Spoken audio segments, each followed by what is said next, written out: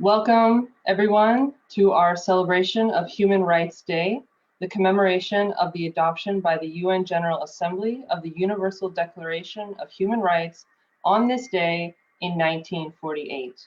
The Universal Declaration of Human Rights enshrines the basic rights and freedoms of human beings, including civil liberties, economic, and social rights. Although not legally binding, the provisions of the UDHR have been elaborated and incorporated into subsequent international treaties, regional human rights instruments, and national constitutions and legal codes. Human rights are a concern not only internationally and globally, but also locally. Indeed, without application on the local level, declarations of human rights have little force or relevance. Human rights is certainly an area where the adage think globally, act locally applies very strongly. Today, we're going to hear from leaders of multiple San Francisco Bay Area interfaith organizations on how they work on human rights issues on the local and regional levels. Our first speaker will be Maha Geneti, Executive Director of ING. Please take it away, Maha. Thank you so much, Rahima, and thank you everyone for joining us today. Human rights in Islam stem from two foundational principles: dignity and equality. As God states in the Quran over many verses, we have honored the children of Adam and Eve and have created them from a male and a female and made them into nations and tribes so that they should know one another. The most honored of them is the most conscientious. One of the human rights in Islam that is directly derived from these two principles is religious freedom, which I want to highlight today since my work is centered on this issue. Article 18 of the Universal Declaration of Human Rights, whose adoption we commemorate today, proclaims that everyone has the right to freedom of thought, conscience, and religion, and that this right includes freedom to change one's religion and freedom to manifest one's religion in teaching, practice, worship, and observance. Islamic teachings support this, since freedom of religion is also foundational in Islam. In the Quran, God tells us that over many verses, that if God had wanted us all to be the same, God would have easily done that. So we must accept the fact that human diversity is part of God's divine will. And if you're going to compete, God says in the Quran, then compete on the objectives of your faith, which are to do good works. God also states in many verses that there's no compulsion in religion, that we have the God-given free will either to believe in God or not to believe in God. And it is these verses of the Quran that inspired me to start the ING, which is known as the Islamic Networks Group organization, to do the work that we do, which is to teach about who we are as Muslims and to do it alongside people of other faith in the context of the rich diversity that we have in the United States and in support of the First Amendment religion clauses that provide a constitutional foundation for religious liberty. And so my contribution to the work of human rights lies in the promotion of religious freedom and religious pluralism through ING programs such as the Interfaith Speakers Bureau, the Intercultural Speakers Bureau, and even the Islamic Speakers Bureau that dispels inaccurate assumptions about Muslims and their faith. And by these efforts, I feel that I'm fulfilling God's commandment to human beings in the Quran to get to know one another, because it's only through knowledge and engagement with others that we grow in our community, that we grow in our humanity rather, and build a civilization that is inclusive of all of God's creations. Thank you. Thank you so much, Maha. Next, we will hear from Michelle Chambers, Senior Program Officer of the San Francisco Foundation FACE program. Good afternoon. Thank you, Maha. Thank you, Rahima and ING for inviting me to this wonderful occasion where, when I was growing up, we all had different types of neighbors and we were all humans. We didn't look at the color of our skin or our religious background or even our political background or our orientation around who we wanted to choose as our partner, our husband, or our wife, or other. We didn't do any of that. At the San Francisco Foundation Faith program, we are an interfaith group of faith leaders that's creating a platform for all to be welcome based on their human rights, not based on their religious preference, how they look, who they've decided to be their partner, where they have been, where their origin of birth is. Everyone is created equal. With our national and Bay Area focus on racial and economic equity, we've really seen what has happened with the pandemic that we're all experiencing now, that really there is a plight for not to see the human beings that are in low income communities and communities of color, that the tragedy of disparity and transition from this world to another world has been very prevalent with communities of color, specifically in the Latino and African American community. And there has not been any mention of the Native community at all. So there's no statistics on that. We as a nation and as human beings, we have to treat each other with love, respect, and humanity. We are all of my sacred text compels me to do that. I believe that everyone's sacred text compels them to do that. And so we have to continue to build a society of love, peace, and hope, and humanity. We are our brothers and our sisters' keepers. I would love for any of you all to join us at the Faiths table. It's welcome and open to all and everyone. We have our quarterly meetings. Feel free to go and visit our website. And let us just continue to, again, be human beings to one another, regardless if we have a difference of our skin color, our hair. As you can see, my hair is very coiled. Our sex, our birth, our origin. Let us continue to show humanity for all. Thank you again for this opportunity and this platform to show that we could come together in unity across the world. Thank you so much, Michelle. Next, we will hear from Rabbi Pam Friedman, immediate past president of the Northern California Board of Rabbis. Take it away, Rabbi Pam. Thank you so much. Thank you to ING for inviting me.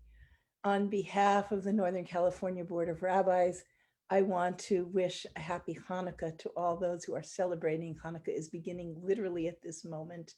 And the word Hanukkah relates to two root understandings. One is education, and the other is dedication.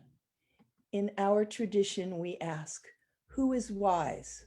The person who learns from everyone. Who is wealthy? The person who is satisfied with what they have. And who is honored? The person who honors everyone. When Moses was at the burning bush, the bush did not start to burn necessarily because Moses arrived. But something happened for Moses when he was chasing a sheep that was getting lost, that led God to say, okay, now we're opening his eyes so that he can see the bush. The ground on which Moses stood, which led him to take off his sandals, was holy ground. But the ground did not become holy then. The ground was always holy, and our mother, the earth upon which we live, is always holy. The time has come that we lift up the teachings of the United Nations Human Rights Declaration to declare that human rights belongs to each and every human being all over the world. And we know that lifting up that ideal does not put food in the belly, does not put shelter over the head. But if we can join together in the ways that we help our neighbors, hopefully we can lift the consciousness of the world to lift all. Thank you so much, Rabbi Pam. Next, we will hear from Michael Poppins, Executive Director of the San Francisco Interfaith Council.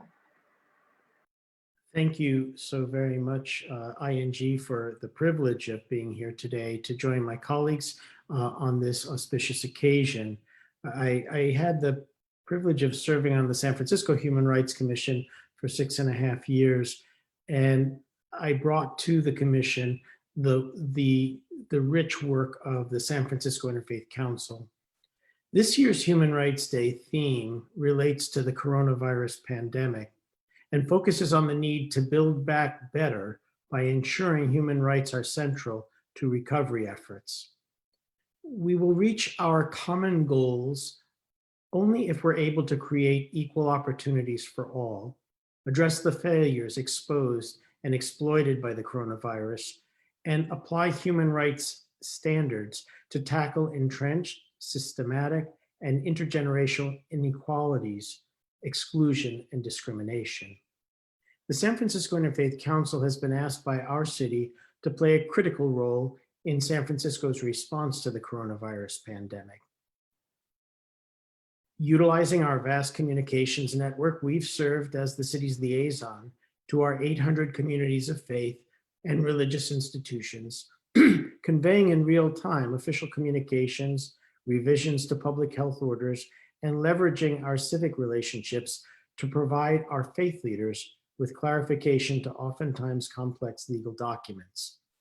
Additionally, the city has provided us with a tech team and access to high-level professionals from the San Francisco Department of Public Health and other departments and NGOs, which has enabled us to host weekly online briefings for faith leaders. Collectively, these activities have provided our city's faith leaders with the information needed to make time-sensitive decisions regarding the protection, health, and safety of those entrusted to their spiritual care. As a result, our communities of faith were able to pivot quickly to online worship and virtual ministry. Likewise, our faith-based social service agencies, leaders, have been able to sensitize policymakers to the dramatic health and economic impact the pandemic is having on their agencies, clients, and neighborhoods they serve. We continue to be concerned that inequity of resources has adversely impacted vulnerable sectors of our community and seek to be their advocates to bring about a just rectification in this unprecedented time of pandemic. It is said that in times of crisis, people and institutions define themselves. We, the religious communities of San Francisco, have played an impactful role in not only providing critical, time-sensitive information, but also in cultivating community in the midst of isolation. I believe that our greatest challenge lies ahead, and that will be to help navigate our city back into connectivity as we inevitably emerge from this crisis. Thank you. Thank you so much, Michael. Next, we will hear from Gareth Shaw, Chair of the Silicon Valley Interreligious Council. Thank you, ING. I'm going to talk about how the human rights are implemented today in civic. Let me start by saying what our faith teaches us. We are all created equal, and we must treat others like we like to be treated. Isn't this the basis of all human rights? During this pandemic of coronavirus, we need to assure that we recover with improved human rights for all. Let me talk about Silicon Valley Interreligious Council, which is a young formed in 2011. The mission of Silicon Valley Interreligious Council is to build interreligious harmony and understanding so as to promote a just and compassionate society in Silicon Valley. Being a council of many faiths from west and the east, Civic does not get involved in political advocacy. However, we routinely organize forums that promote understanding and empathy among the faith organizations and their congregants on a wide range of relevant topics. Let me illustrate two of our programs. But before that, let me say that human rights cannot just be legislated, but we must enshrine them in the hearts of the people. The program must include both the government as well as public for it to be effective. The first program that we have been conducting for the last 7 years is Compassion Games and Charter for Compassion. The Compassion Games calls for all people from all sectors to share a vision of justice and equality by acts of kindness and collaborate to create a more connected, caring community. The co-op petitions, as they call it, promotes compassion for others, compassion for oneself, compassion for Mother Earth, and our efforts have resulted in Santa Clara County affirming the Charter for Compassion and declaring itself Compassionate County as proposed by Supervisor Dave Cortese. Several ordinances were adopted which promote equality and fairness for county residents. For example, pay equity and living wage ordinances expand the county's anti-human trafficking team, universal basic income for youth. So this is the government program that I talked about. Now we talk about the individuals. The second such program is Interfaith Memorial Service for people who died under the sky in our streets. The goal of this program is to bring awareness to the plight of unhoused people among us. At last count, there were over 10,000 people living under the sky in the county. This year, some 197 people have lost their lives on the streets. Our program includes prayers and blessings for the departed, providing survival supplies and meals to the unhoused veterans who attend the event to mourn the friend. So we hope that our program is changing some hearts and they bring more compassion towards those who are affected by the current pandemic. Lastly, we participate also with other councils and organizations to support the rights of people all over the world, example being Yazidis. Thank you. Thank you so much, Girish. Next, we will hear from Father Thomas Bonacci, board member of the Interfaith Council of Contra Costa County. Good evening, everyone. It's my blessing and privilege to be with all of you, and thank you for inviting me to be with you tonight. I think it's very important that we remember the international days that occur throughout the year. It seems that every time we turn around, it's another international day. As we can sometimes wonder how many of these can we celebrate. But I'd like to think or observe, I'd like to think that the international days are like heartbeats that remind us of our responsibility to the common good of all human beings everywhere. And the heartbeat of human rights that we observe today is the dignity of each and every person. So the Interfaith Council of Contra Costa County has a variety of outreach to people in the street, to people in prison, educational programs. We meet with each other, as many of you do. What's most important about all of that work is that we put a human face on an issue. As interfaith practitioners, we're not primarily concerned with issues in the abstract, but with very, very real people that we meet on a daily basis. Our practice and our philosophy is to meet the real people behind the issues of the day. When we come together to share with one another, we raise our consciousness by listening to various speakers concerned with the public affairs in our area. But hopefully that touches our hearts to encounter real people in the real world.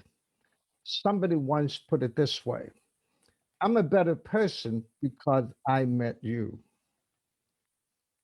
The Charter for Human Rights begins with a statement on human dignity and equality.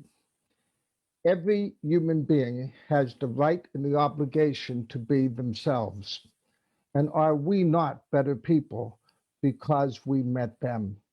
Even the poor, the broken, and the hurting have something to teach us and to say to us. Hopefully we're listening with our heart and with our love. Please be at peace. Thank you so much, Father Thomas. Next, we will hear from Reverend Ken Chambers, President of the Interfaith Council of Alameda County. Thank you so much, and to FEMA, and Mahi, and to ING. This is great to bring us all together from the Bay Area. We appreciate your work and your leadership The Interfaith Council of Alameda County is very proud of the diversity that we have developed. We have a geographical diversity of 14 cities in Alameda County. Age diversity on our board, where half of our board are millennials, and definitely a diversity in religious denomination and culture. It's the strength of working together. And let me just say, human rights is a human right, not a privilege. And we all are working and striving to make that a reality across this globe. Here on planet Earth, you would think that as we're spinning 1,000 miles an hour here and it takes 24 hours to make one turn, that we would know how to treat everybody with decency, equity, and ability of respect. But we keep working at that, and we'll hopefully one day we'll achieve that. Part of the Interfaith Council briefly is work that we've done most recently. One of our board members, which is from the Sikh denomination, Jajik went to slow down the traffic on the Bay Bridge. Very sorry for your inconvenience. In order to show solidarity with our brothers and sisters in India, farmers, with their protests in the country of India, and connecting the Oakland, San Francisco Bay Area to that movement. Every shooting that has happened across this nation, we have made statements of solidarity not to divide the community or to draw a wedge between the community, but to bring the community together to heal the wounds of the hurt that is experienced after different shootings that has occurred in our nation. And then a couple things I just want to make in conclusion. COVID virus does not discriminate. And if we look at what has happened with this global pandemic, if we ever needed to come together, now's the time. I want to leave you with these couple of scriptures. As my faith tradition is Christian, but I'm going to go with Old Testament scripture that is quoted in Isaiah 58:12, which it says, we are a repairer of the breach. We are to restore a pathway for generations to dwell in. And that is a highlight for us. And in Jesus' teaching, he says, I've been anointed to preach the gospel to the poor, to the brokenhearted, to those that are in prison, those in captivity. And so when you take all that together, Old and New Testament, and many other religious practices that our Interfaith Council support, it's all about human rights. And so again, God bless you all, God bless the work, and God bless our efforts united. Thank you so much, Reverend Ken. Next, we will hear from Julie Greenfield, President of the Eden Interfaith Council. Well, thank you so much for inviting me. Thanks to ING for sponsoring this lovely occasion of the anniversary of the adoption of the UN Declaration of Human Rights. I just read that this is the most translated document in the world, and it includes the words, all human beings are born free and equal in dignity and rights. Those words gave hope and inspiration as the world struggled to recover from the disaster of World War II. Now, in 2020, we are going through new forms of darkness, a physical plague which is taking many, many lives, and a plague of intolerance, fear, and misunderstanding between us. My group, the Eden Area Interfaith Council, was started in the defense of the human rights of some Muslim members of our community who were harassed for praying in a local park. We were able to join together as an interfaith multicultural group, which has spent the past 5 years trying to educate one another and our local community about each other's beliefs and practices. We have also taken positions on issues which affect those rights, such as immigration issues. We oppose the Muslim ban and support our DACA students. We oppose separating families. We have also taken time to observe the UN International Day of Peace in September for the past 3 years in cooperation with East Bay Regional Parks and the Ethnic Health Institute. And we're proud to say that a peace pole in 18 languages will soon be planted at Lake Chabot, which is where the original act of intolerance, which started our group, occurred. I would also like to acknowledge, as Rabbi Pam also referred to, that this is the beginning of the season of Holy Days of Light in many of our traditions. And in particular, it is the first night of Hanukkah in my Jewish tradition. I would like to share its light with you all this evening. It is the light of hope, love, and rededication. Thank you. Thank you so much, Julie. And lastly, to wrap up this question will be Reverend Christy Denham, board member of the Peninsula Multifaith Coalition. Thank you so much. I feel honored to have been asked to speak today.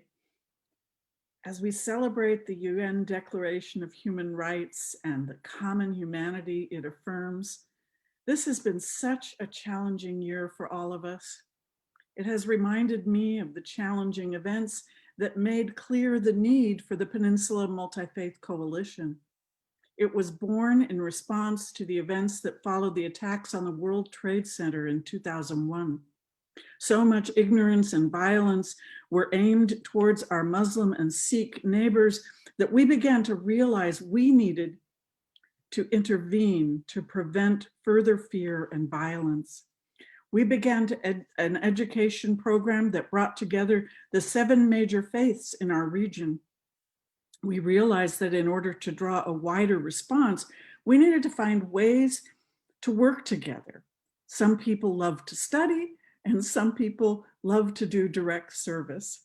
And out of that realization came our first Martin Luther King Day of Service in 2012, which has continued to today.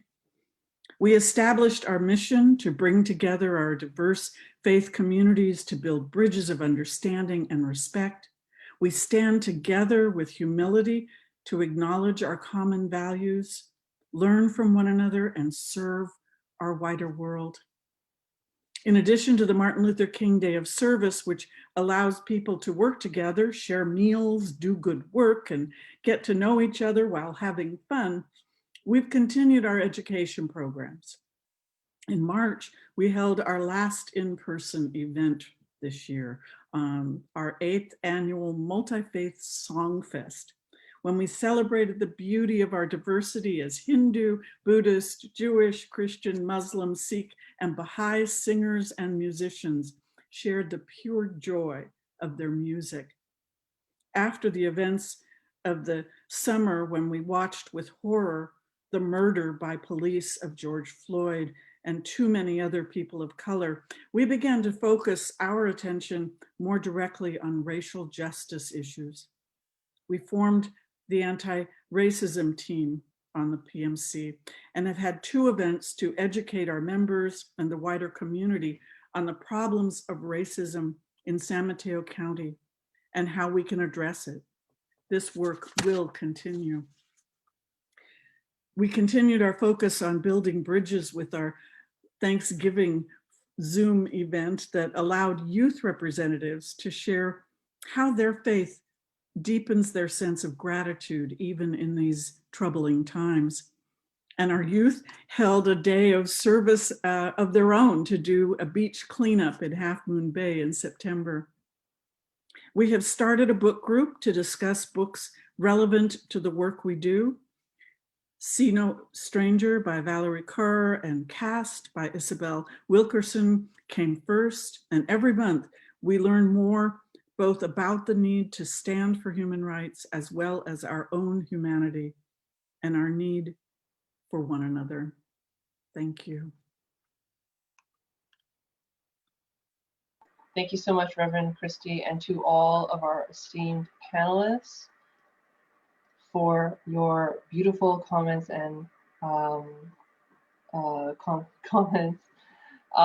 So now we will turn to our next question for you all. What lessons have you learned from 2020 that you hope to carry into 2021?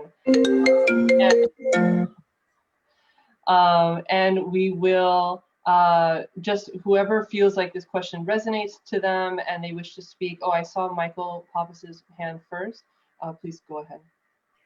Thank you. You know, when I was researching and received this invitation and saw that this year's UN Day of Peace was dedicated not only to the pandemic, but to one aspect of the pandemic, and that is recovery. Because when you look at disasters, there's usually disaster preparedness, disaster response, and disaster recovery. This in particular, this day is dedicated toward recovery.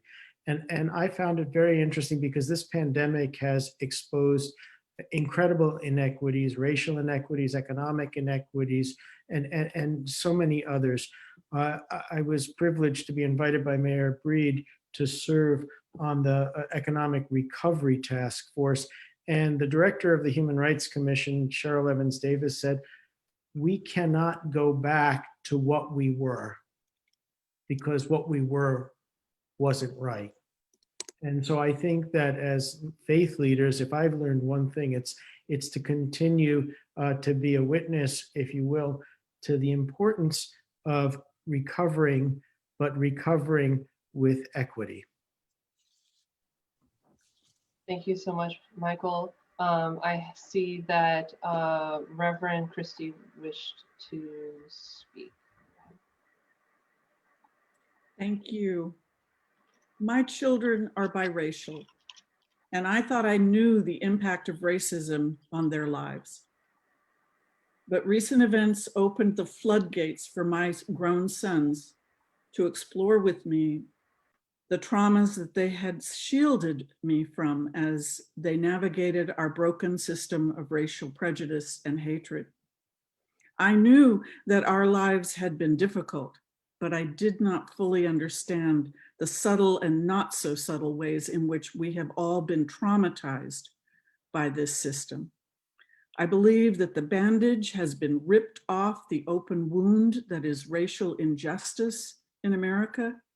And I am hopeful that working together, we can begin to address it through the continuing work of educating ourselves, building relationships through shared meals and working side by side, and by sharing our stories. We are one human family who share common values and can move forward in our survival as a species only if we acknowledge this oneness. Thank you so much for that, Reverend Christie. Next, we will hear from Rabbi Pam. Thank you, Rahima. This year has taught me the value of being able to connect remotely. This tragedy of the pandemic is showing us that like the sun shines on everyone, so does the terrible influence of disease. And yet at the same time, we have this way of connecting. And as we move forward in lifting up all peoples of all corners of our human family and all corners of our Mother Earth, may it be that we move back to meeting in person, and yet that we take with us the shut-ins, the ones who live a little bit too far to drive, to bring them in on our screens the way we've been bringing in each other even for this program. So may it be. Thank you so much, Rabbi Pam. Next, we will hear from Reverend Ken.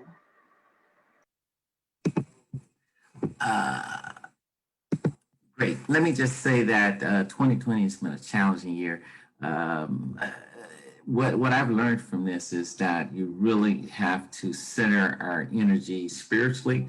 By not being able to meet in our congregations, mean that we have to have that, as we should have been doing all the time, that personal walk with the Lord.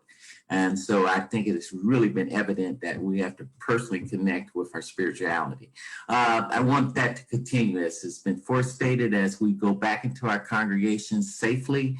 And then, you know, we're doing all the new things, ventilations and all that kind of stuff. But the two things that were real point is that I worked very diligently with the Interfaith Council of Alameda County to support local politicians in their efforts to keep their agenda straight and clear. So we're successful to say that the Oakland City Council, we're in a very good position with them. We're meeting with our new Alameda County Board of Supervisor, David Hopbert, that is coming on to replace a retired supervisor. And we've been awarded a very large, recommended a very large county grant that will help us to continue to fight ridding homelessness out of our city and county. So next year, we want to hit the ground running with the political capital that has been built up and to use it for the benefit of human rights and the community. Thank you so much, Reverend Ken. Next, we will hear from Father Thomas, please. Well, when I look back over this past year, the first thing I experienced is a broken heart. So many people have needlessly died. And we have to be honest, it's because of poor leadership in the governmental and political arenas. Sometimes I think there's resistance among people who are religious and spiritual that somehow or another we can exempt ourselves from the political and governmental arena. And oftentimes we have to be people who are cooperative. But sometimes, and this may be the time, when we have to confront the powers that be. Because once again, the issue is not simply policy, and it's not life in general, it's the real lives of real people. So I'm looking forward to a new year in which at least myself personally will have the courage to stand up for what's right, good, and just. And I admire the people who do so, and I thank all of you who have done so. Thank you very much, Father Thomas. Next, we will move on to our following up question. What do you feel is missing from the current work that we are doing in our organizations? What do we need to do more of or differently in 2020? And first, we will hear from Julie, please.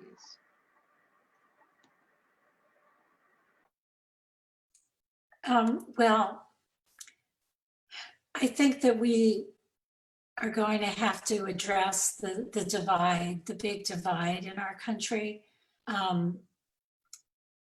In addition to everything that Michael mentioned also, which is to address inequalities, which is going to be really important.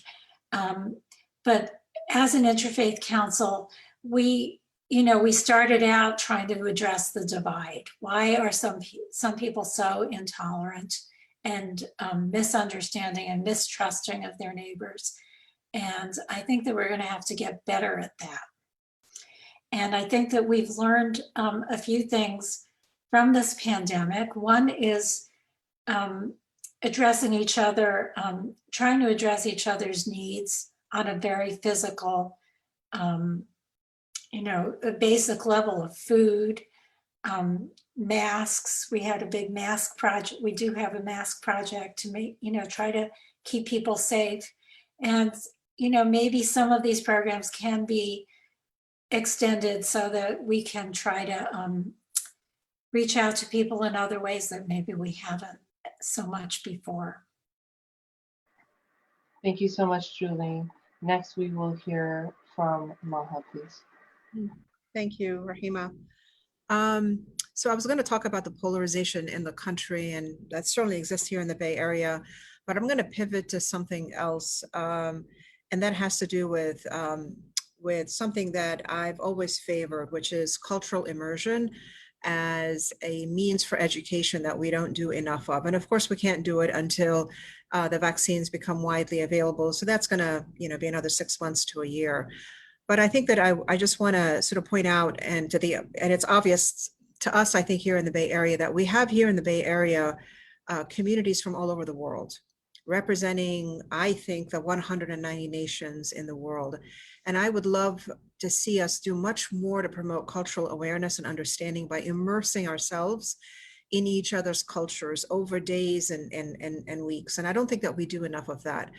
I'd also like to see for us to create a mechanism for talking about issues of conflict around the world that immigrants carry over to the US and that cause, I think avoidable rifts and crises between communities, issues as far as my community is concerned, for example, issues that around the question of Palestine and Israel, issues concerning Hindu, Muslim, and Sikh relations in India, Buddhist, Hindu, and Muslim relations in South Asia, and so forth.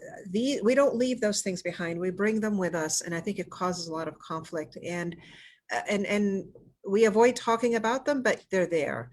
Or we privilege some groups over others in these conversations in a way that I think fuels a lot of resentment. So we need to be able to talk about these issues in a way that's inclusive and constructive. And I'm hoping that with all of the relationships that have been developed over this pandemic and the bringing together of interfaith councils from around the Bay Area, as we're doing here tonight, that we're able to do both of these things: more cultural immersion and more mechanisms or platforms for us to discuss these really difficult conversations. But I think that we can do it, and it's very much related to what Julie just talked about, in terms of the political polarization that the country is just generally confronting right now. Thank you so much, Maha. Next, we will hear from Michelle, please. Thank you, Rahima. Maha took all of my thoughts. Thank you so much. We're clairvoyant tonight. But I wanted to just follow up with, we have to take real control over the media. We have to get folks from our interfaith councils and our different community members to be in those positions, because a narrative, we have to change the narrative. A narrative has been created that's a negative narrative. And we all know that that's not inclusive of everyone. So that's something that we really have to think about. Also, we need to challenge ourselves to go outside of our comfort zones with our circles and speak to many different people. And I know ING has been doing that for many years with their speaker series. And I've witnessed Maha share at some of the faith meetings, different scenarios and opinions to help people understand. And so sometimes we're a little fearful of that, but conflict brings tension, but tension brings growth and understanding, which then alleviates to love and community. So we have to do those things. We have to do some media control, change the narrative, and really go outside of our circles to be able to educate community members on what's happening. And, as I tell everybody, we're all cousins. So why are we in disagreement here? We're all family. And so that's the message that we have to get to everybody. And then again, provide an equitable atmosphere for racial and economic equity for all individuals. Thank you so much, Michelle. And finally, we will hear from Girish, please. A lot has been said by everybody else, everybody on this. Not only we have exposed the inequities due to this pandemic, but also how unprepared our medical infrastructure is to be able to handle something like this. We are the richest country in the world, and I thought always that if nothing else, the medical and system here or infrastructure was so good that we can handle anything. It is because of that we had to close down, and that affected economically so many people, and they are being hurt far more than all the others who are privileged.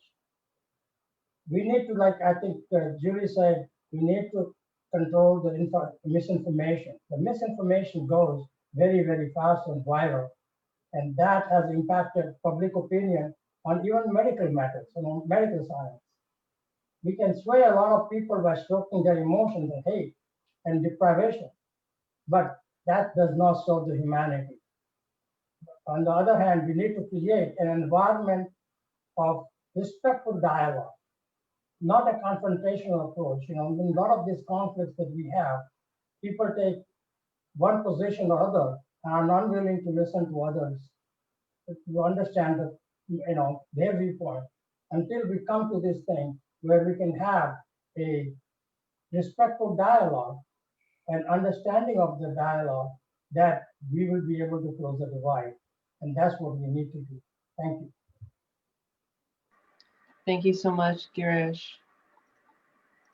And now, thank you all again to all of our panelists for sharing your thoughts and your wisdom on all of these important topics.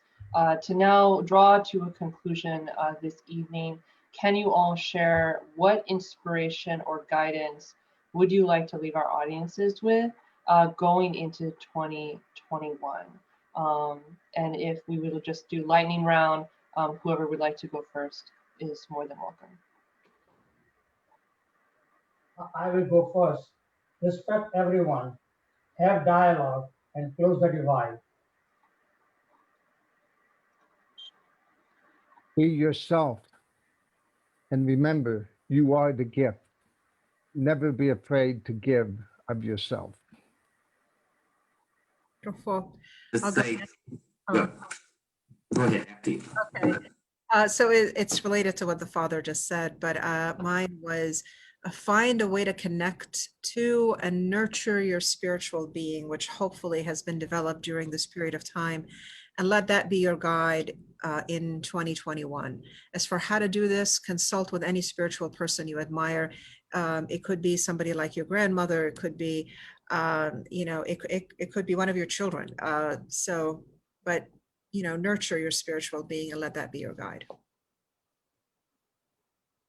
And I just would like to say that our biases, our prejudices, our stereotypes that we all have tendencies to have ourselves personally, let's start right there. And let's show the example of how we can hold up human rights individually and collectively. Thank you. And thank you all for your work. If there's been, I'm sorry. Michael, please. No, Michael, you. If I've just witnessed one thing, and it's been a revelation of the resilience of the human spirit, and if we can take that resilience into 2021, it will be a brighter year.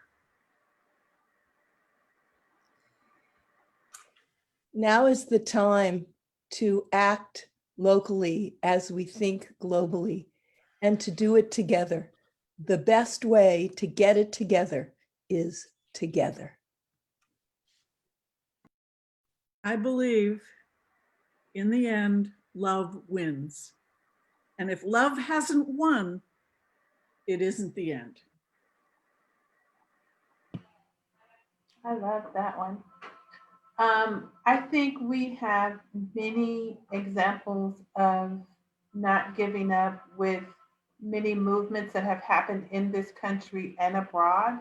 And so that gives me hope. And so for us to be able to continue to expand our circles with individuals that are non-traditional, as we would call it, and to be able to build our interfaith community to expand beyond what our comfort zones are, to be able to embrace all spiritual pathways so that we can build a momentum to be able to change policy through our advocacy, through our organizing, because as faith leaders and interfaith leaders, we are first responders and we have a history of making policy changes, and we can still do it. Let us not be unhopeful, but let us be hopeful. Let us continue to show love, and let us continue to show unity. And speaking of first responders, let us hold up all of the first responders, those in the health field and all the other fields who are on the line first. Absolutely.